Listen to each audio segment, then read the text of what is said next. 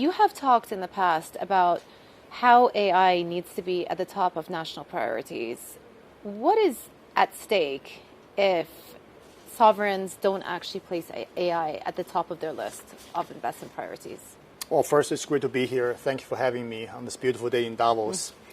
I think 2 years ago, or even 1 year ago, this conversation, this question you just posed, would have been viewed as a very challenging question for many governments because they're trying to make sense what AI can actually do, what it actually means. But I think in 2026, almost every government has recognized AI is no longer a nice-to-have concept, but it's becoming a real, almost physical facility, physical utility that the world now is already consuming.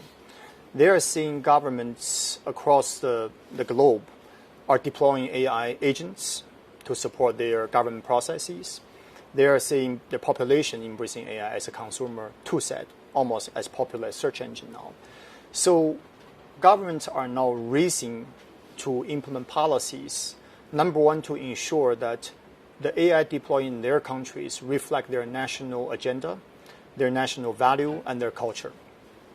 Number two, they want to make sure that this AI infrastructure they are building out have some degree of independence so that nobody else externally can unplug it and cause disorder inside their societies. Yeah, where does the UAE fit in this race?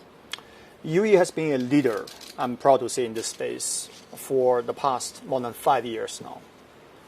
As our friend Sam Altman said once before, Abu Dhabi was already leading AI before AI was cool. As you know, we launched our MBZ University for AI back in 2018. Even a year before that, we launched our AI ministry at the federal level in the UAE. We foresaw AI becoming a utility that our nation, our society cannot live without. So since then, we've been forming partnerships around the world. Knowing AI cannot be developed by a single individual, company, or a single nation.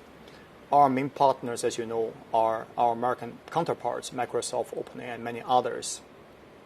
The most important thing I think UAE undertook last year in this global AI movement was back in May when President Trump came to visit Abu Dhabi. We announced the build-out of the largest AI campus outside the United States. As much as 5 gigawatts of national power resources being devoted to it. Yeah, so talk to me about Stargate. I know that there is a planned 1 gigawatt data center cluster that was due to come online in 2026, 200 megawatts of that. Where are we now in that process? So since May, before we even received the first shipment of our chips from the US, we placed our faith into this partnership with the US and begin to build out in the desert of Abu Dhabi. We have right now, as we speak, over 7,000 construction workers, over 100 cranes working 24/7.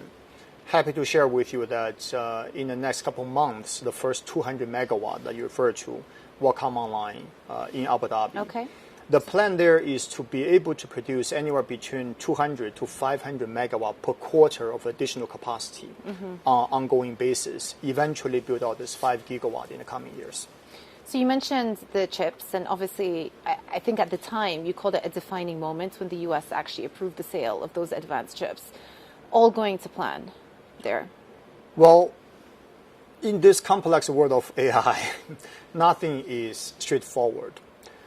But I must say that through the past half a year, since the May summit in Abu Dhabi, we've made tremendous progress. Yeah. I'm happy to share with you that the first batch of the most advanced AI chips will be shipped to the UAE probably in the next couple months. And those are mostly NVIDIA chips? They are mostly NVIDIA, but we also received the export license for Cerebus chip, which is a company we backed, a startup in California, and also AMD. Yeah. Did you have to give security assurances to the US? Absolutely. In fact, it was not just a theoretical pledge. It's something we had to practice for the past 3 years now to physically demonstrate we have the ability to ensure the safety and security of this advanced technologies from the US. I.e. that there's no possibility for that technology to be passed on. elsewhere. Cannot be transshipped. Yeah. There's no backdoor for remote access by unapproved parties, so on and so forth. Yeah. Yes. Let me ask you a big picture question, which is the fact that obviously 2025 was a big year for AI just in terms of the mainstream discussion around it. And I think there are pockets of the market where people started to speak up and say, there's so much money going into this space, especially on CapEx investment. It's going to be really difficult to generate a return on investment. Where do you stand in that debate? I think there are three probably major factors to cause concern or doubt or even fear in this global AI movement. One is that it's clear now, as we discussed earlier, AI has entered our societies. AI is demonstrating it potentially can do many things humans are doing today. So job security is one concern. That's number one. Number two, as we have seen, AI does require so much electricity. Especially in the US, there are such debates already. Can these data centers eventually take power away from people who need it, to be left in the cold and have AI consume all the power? This is power concern, number two. Number three really is the concern about a global race. Can we be actually left behind? And what this means for government, for national security. I think all these are factors to cause certain pockets in the US and elsewhere. People are confused, concerned, and asking for a pause. But I think it's a mistake.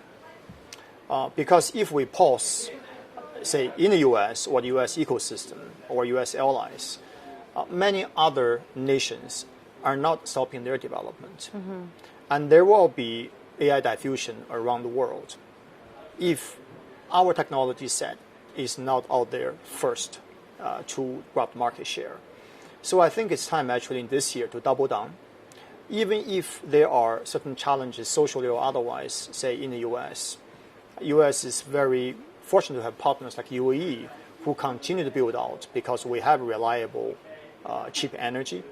And we also have great connectivity to serve a large part of global south. And let me just ask you specifically on digital infrastructure build out. Do you think the demand is going to be commensurate with the supply?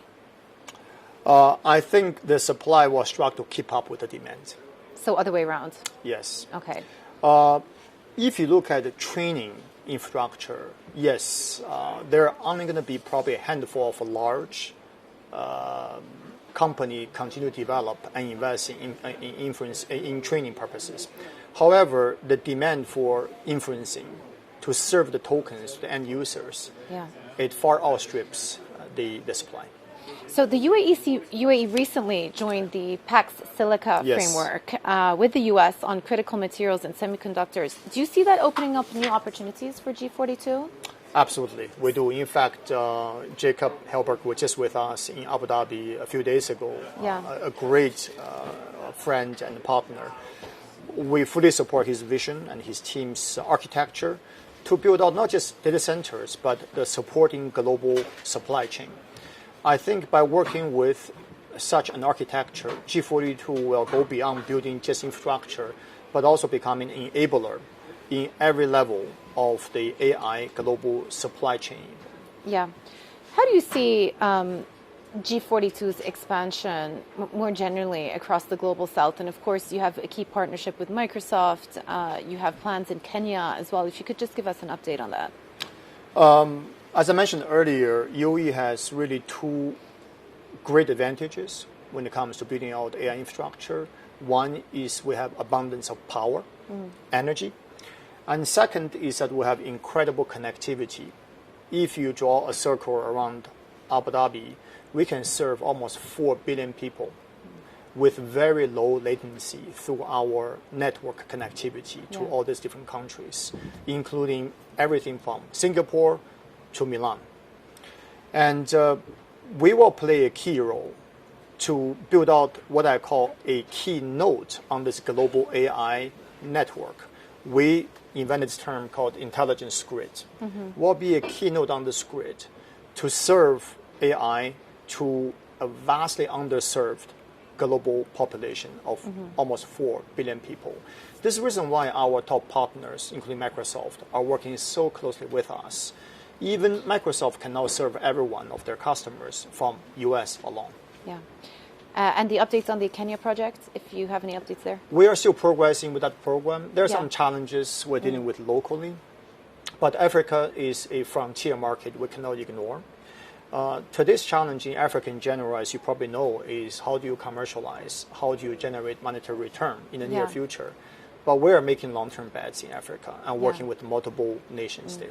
And then finally, how do you think about the regional rivalry? And obviously, UAE isn't the only country with AI ambitions. You have Qatar, national ambitions. You have Humane in Saudi Arabia. How do all of those national ambitions work in conjunction together or in parallel together? I actually don't see any competition. I think it's wonderful the entire region now is engaged on this AI movement that in many ways Abu Dhabi initiated years ago. And I believe the world, as we discussed, requires so much more AI output. The entire region's energy resources and connectivity should be leveraged to serve humanity collectively. Yeah.